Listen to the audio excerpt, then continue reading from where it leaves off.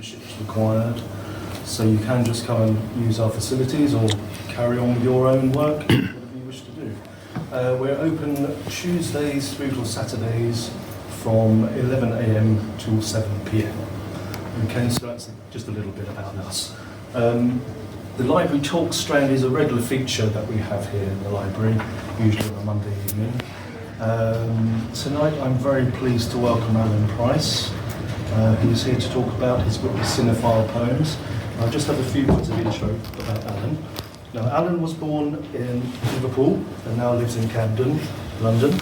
He's a poet, short story writer, book reviewer and film critic for the magazines London Grip and Magonia.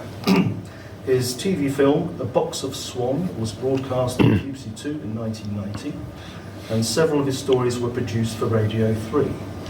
He's written 2 short story collections, The Other Side of the Mirror, by Citron Press, and The Illiterate Ghost by Ebion Vale Press. 3 collections of poetry have been published by The High Window, The Trio Confessions, that Andrew Taylor in the Journal called a brilliant collection, Wardrobe Blues for a Japanese Lady, and the Cinephile Poems, plus 2 poetry pamphlets about Walter Benjamin's Angels and the music of Gustav Mahler. His latest collection, Unknown Woman and Other Attachments, was published this month by Comparison Press. And I should just add at this point, if you don't already have a copy of Alan's book, copies are available in the BFI shop. Copies are here. And Alan's got some. Afterwards, if you can have a signed copy in the chat if you want to. So I shall leave you to. Okay. Well, thank you all very much for coming this evening. I'd like to begin actually with the cover of the book, the Cinephile Poems. It is in fact an image from a film called Grandma's Reading Glass, made in 1900, directed by George Albert Smith. And it was one of the first films that cut between a medium shot and point of view close-up. It's a young boy with a magnifying glass, focusing on various objects. It lasts 1 minute and 20 seconds, and I'd like you to see it and be amazed by it. Thank you.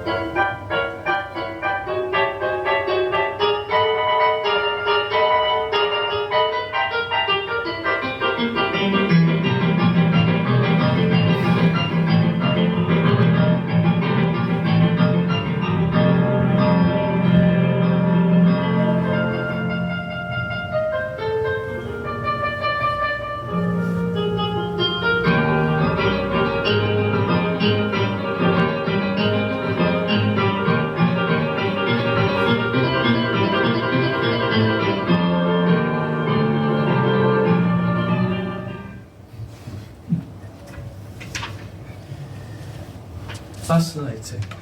What we have a series of close-ups.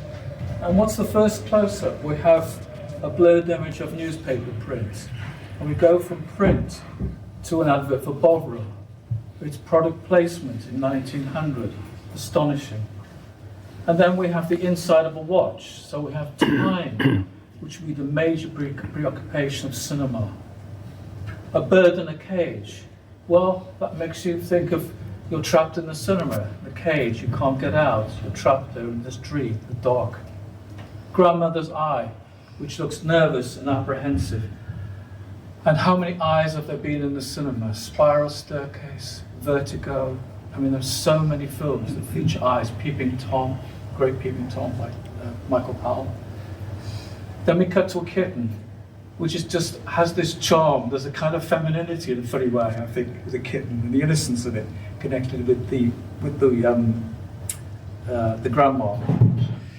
And then he tries to take the magnifying glass to her hands because she's darning some socks or something. But no.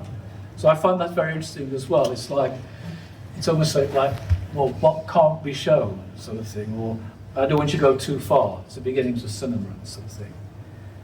And I think, in a sense, the poems I've written, in a way, they take my own magnifying glass to films.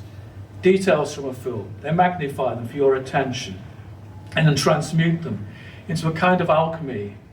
Not exactly base metal turned into gold, but it's like the death of one thing and the life of another, life after death, time after time, and it's a form of translation as well, as a poem is translated from a foreign language. Well, that's the little prelude to the poems. And we'll begin with the first image, the first poem, and it's an epic.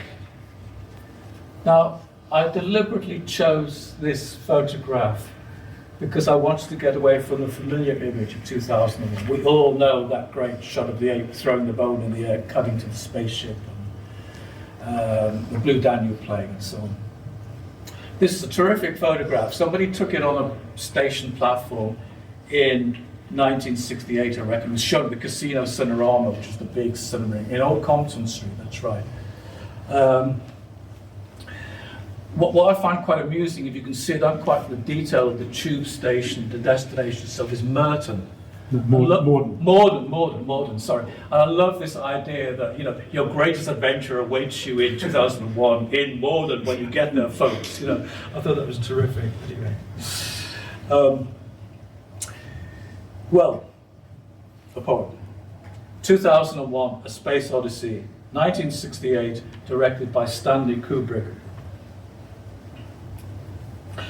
For years, I and other fans would ask, what's Kubrick up to now? The waiting, the planning, the secrecy, the final result. Stanley, give me a direction, do. I am so spacey, all for the love of you. Your dawn of man's bone thrown into the sky, cutting me right to the quick. I'd never imagined waltzing in space before, and to gaze at that sentinel, reluctant to be anyone's partner. Maybe the apes should have hugged it longer. Don't pull out all my stops, cried HAL 9000. You're about to really evolve. Not before a roadshow intermission, an aborted rescue, and a psychedelic storm of inner space. Exhausted from tripping, I bust home, wrapped in Cinerama 70mm. Next day, I was reborn, no relaxation for a star child, dragged out of my deep freeze youth to realize one day I might end up alone, old, dying in bed. Faked objects of Western civilization all around me. I broke a glass of water to imitate that smashed glass of astronaut wine, wondering if all my effort in the face of entropy added up to anything. Stanley, with Arthur C. Clarke, thought it just might, or might not. I must say that I was privileged to see 2001 blown up 70mm on a Cinerama screen in Liverpool, the Abbey Cinerama, long gone. There are very few cinemas. I think it's only the big Birmingham cinemas. What's the name of that Birmingham cinema, Adam? Do you remember? Where? It's in Birmingham, the big. Oh, yes. Yeah, I think they have Yes. Cinerama facilities there, actually. Yeah. Right, okay. Number 2. Thank you, please, thank you. Matter of life and death. Well, the BFI just had a wonderful celebration at Powell and Pressburger, which is just fantastically comprehensive the last year. It has always been a favourite, iconic film of mine.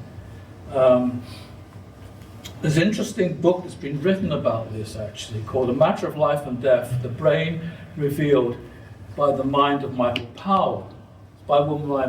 It's by a woman named Diane Broadbent Friedman. And it's actually an analysis of the neurological base of the Powell and Pressburger film. I mean, it's a complex partial brain seizure in many respects that the poet, Peter Carter, in the film is experiencing. You know, it's a near-death experience and so on. That fascinated me when I read it. Anyway, okay, the poem. A Matter of Life and Death, 1946, written and directed by Michael Powell and Emmerich Pressburger. No one has ever dramatized a brain seizure like you guys. An airman hallucinating on Earth and its World War II heaven. Pilot Peter Carter, so English, a fighting poet. One moment in a three-strip Technicolor village, the next on a staircase to a monochrome beyond. Blaze of aircraft crashing down, a beach, as cycling, you meet, grab the falling handlebars, embrace and kiss. Not some visionary sight of another world, nor a surgeon spying the street with his camera obscura, nor the French messenger who lost his head, nor the smell of fried onions can change my mind. The idea of a sacrifice for love. June got her man. Peter got his woman. Emmerich and you, Michael, got the film you wanted. Amolad determined my fantasy afterlife. I was born, immature, 3 years later, taken out of my pram, nurtured in a cinema, entranced by black and white pearls with an option for widescreen rainbows. Hovering betwixt and between, knowing I'd never starve. Right. 3, please. It happened here. Still, I think one of the most astonishing British films ever made is 1964. Also a piece of science fiction. And Kevin Brownlow began this film as a schoolboy, aged about 13, with Andrew Mollo. And over the years, with amateur actors and professionals as well, they eventually got funding from Warner Brothers to finish the film. Sorry, United Artists to finish the film. It was they took them 8 years to make. And of course, it's a what-if film. What if the Nazis had won the war and taken over the UK? In 1980, I came to London, to live in London. And I happened to live not very far away from where they shot the film. It happened here. 1964, directed by Kevin Brownlow and Andrew Mollo. It happened once again. Moving to London in 1980, seeing 14 Belsize Square NW3, now Garden Flat 16A, filmed in 1964, to be crushed by an imaginary 1945. I stood outside the long-gone doctor's surgery, remembering the actor inside who'd said that fascism could only be defeated by the use of fascist methods.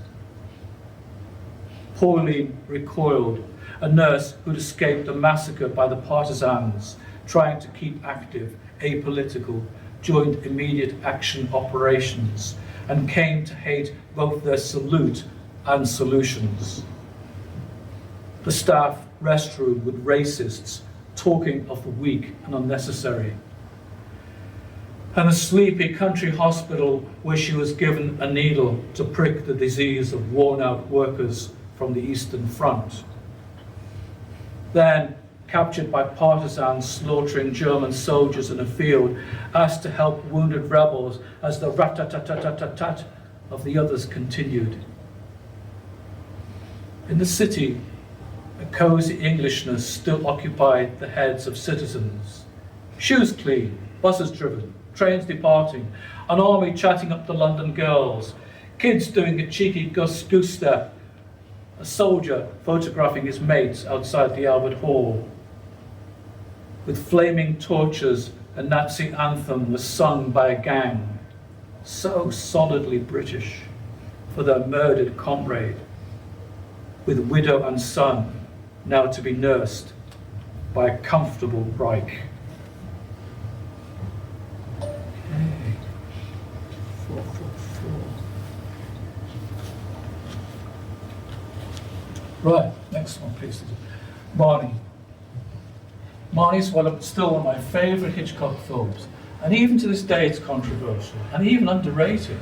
Robin Wood, the great film critic, is one of the few champions of this film. I think he put in his 10 best, actually. It's got wonderful performances from Tippi Hedren and Sean Connery. And it's psychoanalysts are fascinated by this film. They show constantly in seminars and so on, in terms of sexuality and so on, and the female psyche. Anyway, Marnie, 1964, directed by Alfred Hitchcock. Pulling her skirt down over her knees as if they were a national treasure, and then she robbed me. Mr. Strutt knew best, Marnie. He employed a thief, cheat and liar without ever asking for references. Oh, that one, the brunette with the legs. Caught with Mark inside his office during a thunderstorm by a watched racetrack within a boat's cabin and floating in a pool as red flooded the screen. From ink spilt on a blouse to blood on that poker from beating the head of a sailor. Marnie, you're aching my leg. Mother taking her newly blonde daughter to task for desiring men. I don't like him to kiss me. Make him go, Mama. The thief collapsing, then speaking in a child's voice about all her desperate Marnies. Money, sex, attention, and Mrs. Edgar's love not far behind.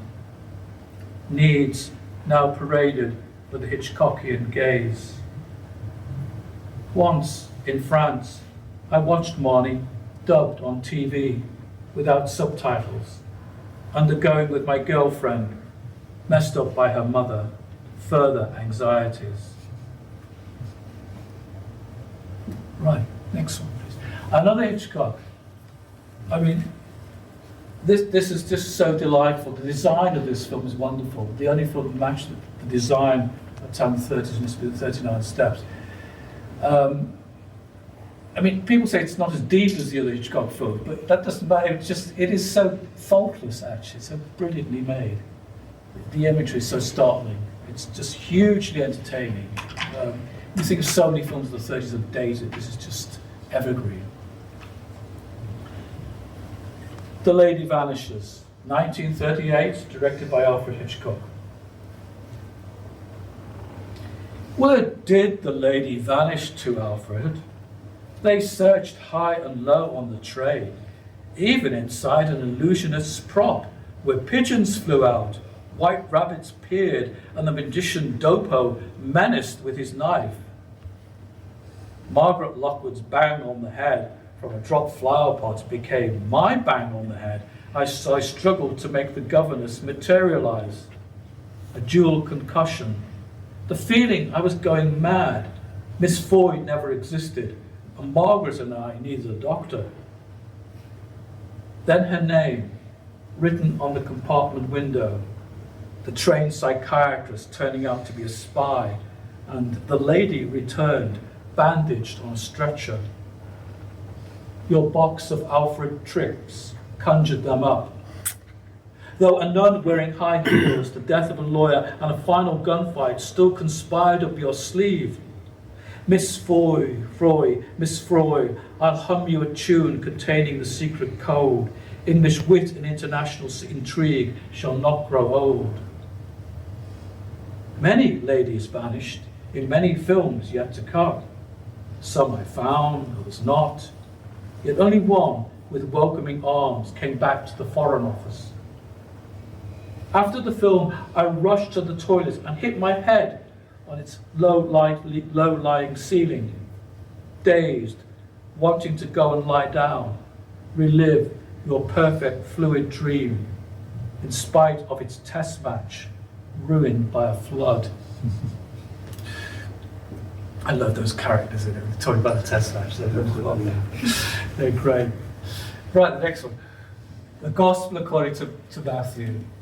This guy was the greatest screen Jesus ever, actually. I mean, he's a non-professional at all. Pasolini was a genius at finding people for films, not actors. You can get amazing performances from him. I think he was an art student. I've forgotten his name now. But you know, okay, I have a fondling for old Hollywood biblical epics. I do like King of Kings, Nicholas Ray's film, but the Jesus, the Jeffrey Hunter, is far too clean and sexy and so on. You know, this is a wonderful Stark film, and it's a film made by a Marxist, an unbeliever. But this was adored by the Pope. This film, though Pasolini had disgraced himself in the Pope some years later, with a very critical article about him. The Gospel according to Matthew, 1964, directed by Pier Paolo Pasolini. What cinephile succor could I offer nuns and children enduring a film approved by the Pope? Timid souls fidget. One shields a little girl's eyes. Had the Vatican blown it?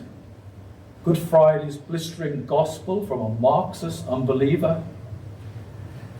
You'll be hated by all because you bear my name. Jesus rebukes, attacks, hectors, and spits out his message, knifing the Pharisees, bursting open the moneylenders, stealing nets from fishermen, abandoned family and friends. Jesus demands that their darkness can only receive his light. Armed with ecstasy and palms, they dash towards Christ. Handheld camera running as if a panther by their side. Then, prowling in a cage behind the backs of soldiers, witnessing a rough-hewn passion, Pasolini casting his own mother as the rejected Mary. Her lost Messiah, born to fight immaculate, returns to disobey, resurrected with a sword. Right, okay. Number 7, please. It. Clara Bow, the lovely Clara Bow. It means sexual appeal. There was a novel called It then. It was a very fashionable novel. And, you know, if you didn't have it, well, you know, you didn't get it kind of thing, you know. You had to have it, the other it, the sex appeal. And she had it. She had this bounce to her as well. Yeah. It, 1927. Directed by Clarence Badger and acted by Clara Bow. Have you got it? You must have. Don't be itless. Clara had it. Canyons of bounce, eyeing up the boss. Charisma with red hair, giving audiences the triple luck. First for the lovesick dames. Second, those horny guys. Third, old ladies who coughed and forgave the shocks as she lingered, lusted, and calibrated box office innocence. Sprawling across an executive desk, pouting and dancing at the Ritz, or devouring her burger and man on Coney Island. To hell with the boss's blonde. This flapper will have him. A shop assistant who can't read a fancy French menu says, "Give me the same as you, but for love making I translate." I once served long hours in shops, finding no Clara Bows either side of the counter, went to the movies after work, sat through every new helping of female it, sensing Ms. Bow hanging around, urging all to desire, then laugh 'em out loud. Okay. Number 8. We have Bonnie and Clyde. It's on my part now.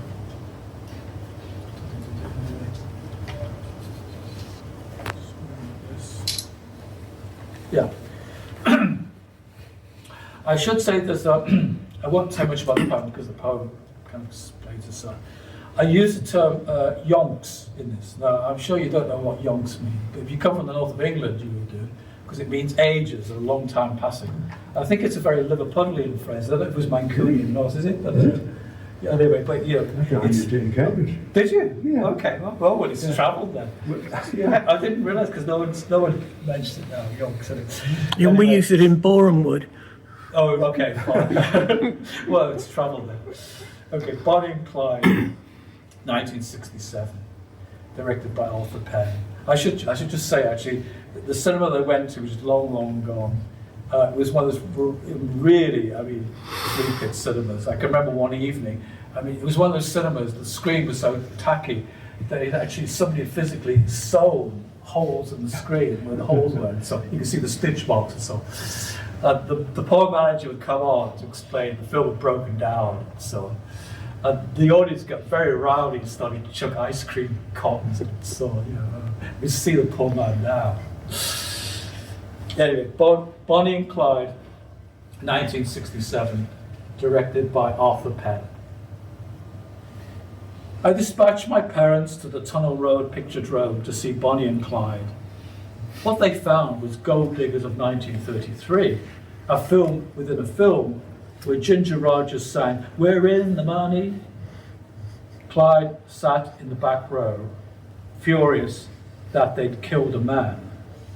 Bonnie sighed, "If you boys want to talk, why don't you all go outside?" Despite all the chatter in the flea pit, my parents, who were never in any money, stuck with the stalls, watching kids rob banks and healthily shoot at rednecks. "Arthur, I thought they'd hate your film, but they loved it. That balletic massacre of an ending, how Bonnie and impotent Clyde writhed in orgasmic displeasure as bullets ripped through their clothes and flesh. It was horrible," said Mother, unfazed. On that night, screen violence, cocoa and toast brought me closer to Mum and Dad. I'd seen the film yonks before. My audience even younger than the Barrow Gang, with not a bloody-minded oldie in sight. Okay, next one please, 9. Well, again, this is a great eye film as well, because it's, you see, not in this image, but there's an eye of the psychopathic killer shown at the beginning. It's still a very disturbing film noir, this Robert Ciodmak film. And I love this still, because it's like a crucial moment. The victim, the housekeeper, and the killer, and so on. She's pointing a gun at him. And I just love this composition, particularly. Amazing film.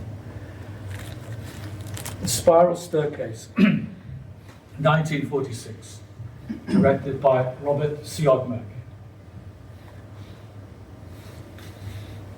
In the hotel, an eye watched at the back of a wardrobe till a body blacked out, hands clawing at strangled air. "Babies in arms are not permitted, read the bare regulation. Held tight by Mother, I was bundled in to disturb the rules of their dog. If she turned for a second, made me choke on the projected light, then the sound of the theremin and an old dark house would have recharged their menace, fixed me about face in the cameo cinema where a New England psychopath killed the weak and unnecessary. A mute examined herself in a mirror, mouth blotted away by his stir. She gathered terror into a scream to break open her voice on the phone for the doctor with a pony, trap, and loving eye to rescue her from the storm. Body on a staircase, iodine for an invalid, a wronged man, a smashed window, the dead girl dumped in the cellar, his flickering, re-emerging to scrape at her throat. Okay, next one please, number 10. Again, probably one of the most remarkable science fiction films ever made. A film that, I mean, its ending is extraordinary, the mysticism of the ending of this film. And everybody's fear of being made miniaturized, which is a very Freudian anxiety indeed. The Incredible Shrinking Man, 1957, directed by Jack Arnold. I once dreamt of becoming smaller and smaller. My trousers fell down and the world ignored me. So how could I possibly help an average man shrinking in suburbia on a black and white film? That insecticide spray and radioactive mist meant disaster for you, Robert Scott Carey, in our world of competing giants, forced to live in a doll's house, then a matchbox. They thought a cat named Butch ate Tiny Bob, but no one dissected the cat to find out. He'd fallen into the cellar, where he rescued cheese from a mousetrap, clung to a pencil to survive a flood, and with a nail killed a spider so as to eat stale cake, all the while hoping his wife would come. But she drove away with Bob's brother, taller than her. When the cake crumbled in your hand, you gave up old hunter instincts. The circle of the incredibly small and incredibly vast consoled. Such infinity of nature and God's plan on your side for further shrinkage, driving every molecule with a greater urge to exist. Okay. Number 11.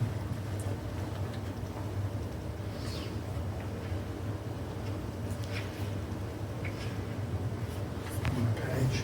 Lost it. Somewhere.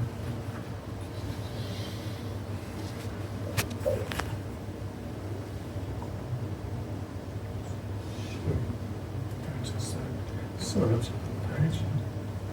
Let's not stick it.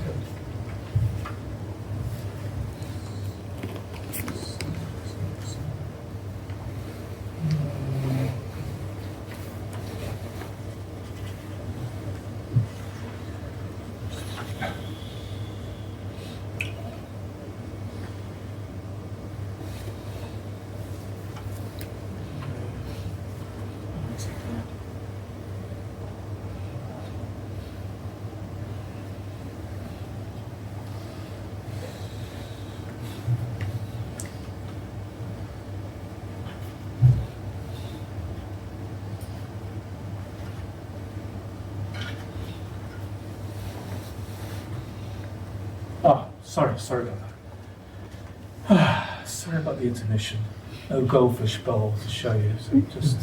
Blame it on Bergman. Bergman, yeah. There's a Bergman hesitation, yes, a desperate perhaps, just in the film. Persona. I suppose that sometimes you see films that might almost, or works about a change in life. This was one of them, certainly. I was very young when I saw this. Persona, 1966. Directed by Ingmar Bergman. Psychoanalysis in a rundown art house sex cinema.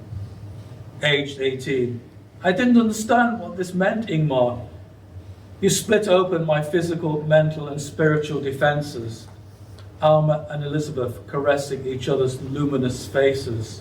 Silenced actress and talkative nurse of vampirish moods. The psychiatrist's letter, a foot injured by shards of broken glass, self-immolation of a Buddhist monk on TV, a monologue, ravishment by the sea, the fights, babble of words, the merging of identities. Alma climaxing on nonsense speech, uttering a desperate perhaps. Then the projector broke down in the movie, not the theatre one whirring on that day, and a skeleton dance for the beginning and end of cinema. Speechless, I escaped to a freezing street. I stared at the jigsaw image poster. It was snowing. Catharsis, perhaps. Right. 12. Oh yes. White heat, yes.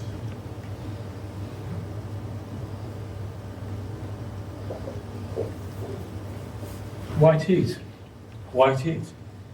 The fantastic white heat. A couple of these poems, you see, I put down directed by, usually it's a director, but some of them said acted by, which I did with the It poem by Clara Bow, and this one is acted by James Cagney. Someone wrote a book called James Cagney Auteur, and in many ways he's the auteur of this film, I think. I mean, Walsh was a marvellous director as well, especially of action cinema. It's still a ferocious film to see all these years on. White Heat, 1949, directed by Raoul Walsh and acted by James Cagney. A gang member scalded by steam from the mail train, then bandaged up and left to die, waiting for the dog. Now, if I ever burn myself badly at my kitchen stove, indifference will return in the form of Arthur Cody Jarrett, snarling from his pain and lust in mother's open arms, till his girlfriend enters, spits out her gum and demands a fur coat, shivering treacherously in their hideout. Those tops of Jarrett's world kept peaking in madness, a routine killing whilst gnawing away on a chicken leg, epilepsy as a manic protest at a prison dining hall, and that firing of your gun at the chemical storage tank, exploding with a blast to ape your psychotic torment and melt down audiences for an atomic age. All I ever had was Ma. She was the gang's engineer.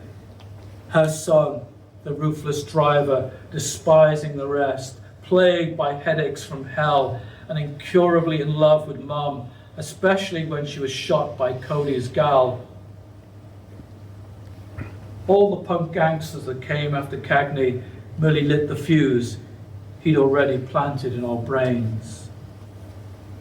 Okay. Next one, please. Right, the time machine.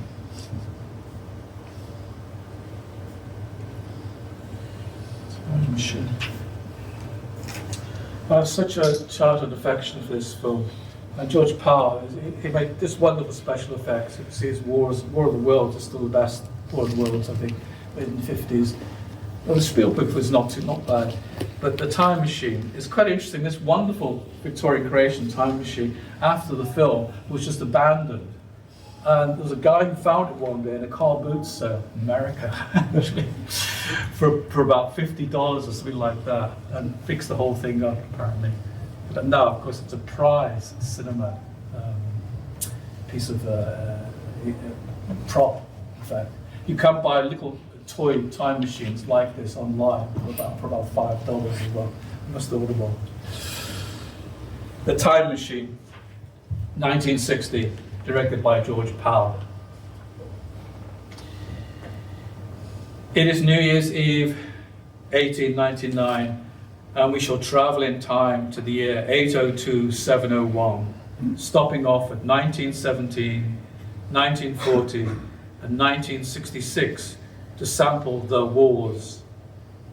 He has all the time in the world, declares Philby, the botanist friend of time traveller H. George Wells, who returned to Weena, the childlike woman to be woken again from her docile existence.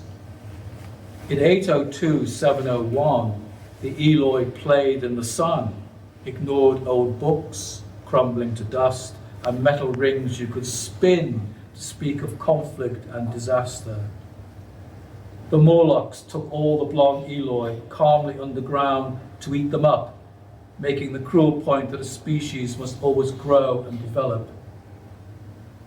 Yet, if George had taken time out to speed to the year 635-427-810, then Mother Earth, now a dying wasteland, would have filled him with dread. All this was filmed in 1960, when I, an 11-year-old, desired a time machine and futures to play with. Abandon all my dead schooling, stay alive, curious and unbound. That's it. Thank you. Very much. Thank you for that, Helen. Alan is now going to be in conversation. Oh, no, Not yet. there's a lift Little bit before to that. Something I did say in the booklet for this month is if anyone here has a poem to read about film only, 1 page only, please, about the film experience, about an actor, director, film, whatever.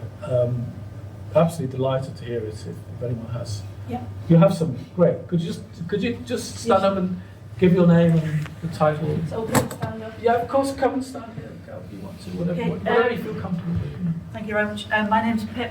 I wrote this at 3 o'clock in the morning. I had a really bad migraine. Oh, so right. a migraine is like having a cinema in your mind. Yes. So this is the nonsense that I came up with. It's called Plato's IMAX. Okay. The cinema is the only box that I want to fit into. A place to confront myself. A big box with a screen. To intervene. To disrupt. Interrupt. Erode my preconceived truths. A multimodal filmic dream. It's so much more than it seems. To scream. In visual consciousness streams and laugh from the heart-shaped parts. A tear or two escapes from my eyes. I still try to hide. And even though you can't see anyone in the cinema, you know you're there. And everyone can dream. It's like walking or sitting in a boulevard of broken scenes. I'm still in the film several days after watching it. It's like a second cinema in my mind. A delayed design. T.S. Eliot might say, let us go then, you and I, to the cinema. The cinema in my mind. So would Plato like the cinema, or would he just dismiss it as a fancy shadow party in a cave? And what would the perfect cinema look like anyway? Whose cinema is it anyway? For me, the cinema is like a moving equinox, a visual paradox. Films like rocks, shocks, what do they unlock? This image-based jukebox. Plato's IMAX. A box within a box, a metascreen, a cinematic dream. Moving archetypes, these likes, these dislikes. It's like riding a cinematic motorbike through 1,000 storied possibilities. This gift of speculative changing realities, we can explore different worlds, really difficult things within. So give me some popcorn, please. Large, salted, and then we can begin. Thank you. I'm from the real Merton-ish. You know, the Merton Morden thing. Yeah. Oh, So- That's right, yeah, I live there. Yes. And it is an odyssey. Right.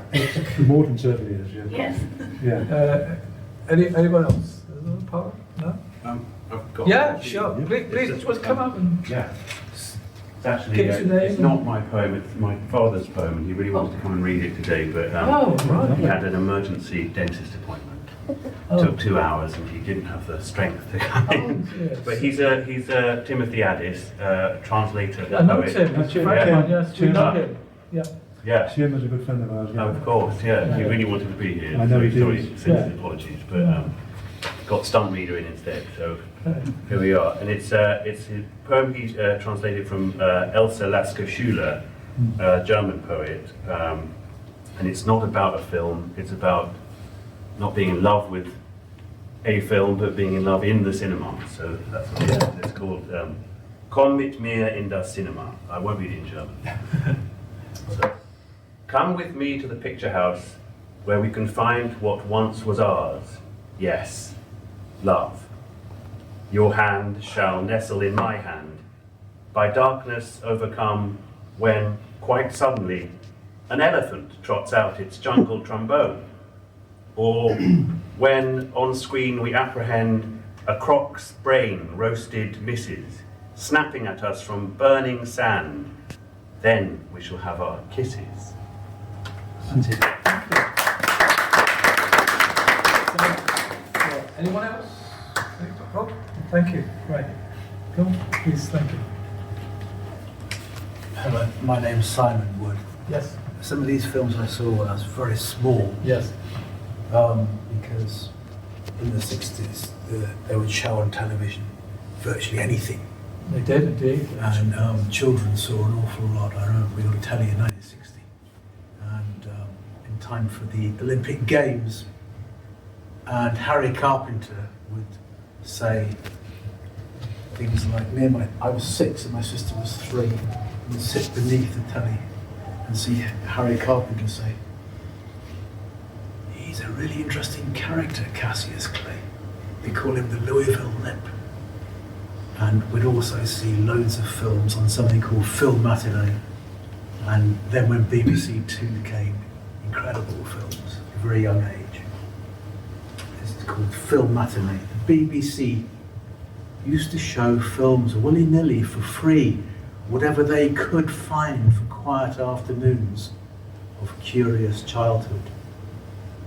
We saw The Exterminating Angel without thinking, simply accepted the story. Indiscriminately on the box they'd show film from the camps at the end of World War II. We sat there taking that in too, though my father, who had fought, was silent. Large pits full of stick-thin bodies. They wouldn't show it now. Pity.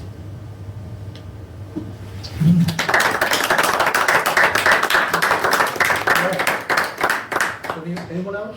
No? Well, we've just got one Oh, more. Louise, yes. Yeah, yeah. Well, talk about Louise Warren, a very good friend of mine, very fine poet. She's written a poem about Walt Disney. It's called Walt. Sadly, she's not very well this evening. She can't be here. She'd love to be here. But Adam's going to read. Yes. So very sorry that she can't be here. Yeah. Walt, opposite Walt Disney.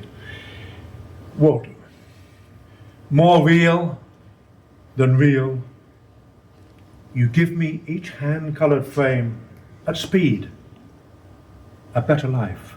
No gaps, no cracks, nothing blown, just skies of rose and lemon, sunrise, dark when it comes. It's always bright and stashed with stars. This room is never empty. Each cut swept up. At night you process dreams, hang pearls from trees. My breath held in will freeze on this. I won't wake up until the credits roll, and then play it back. Another death, this time off screen. Her tiny legs just folded up. His chair thrown back, refused to fly. Another bright blue day, as blue as this, you say. The edges turn to black, then pale to hardly there. Then music, light. Thank you.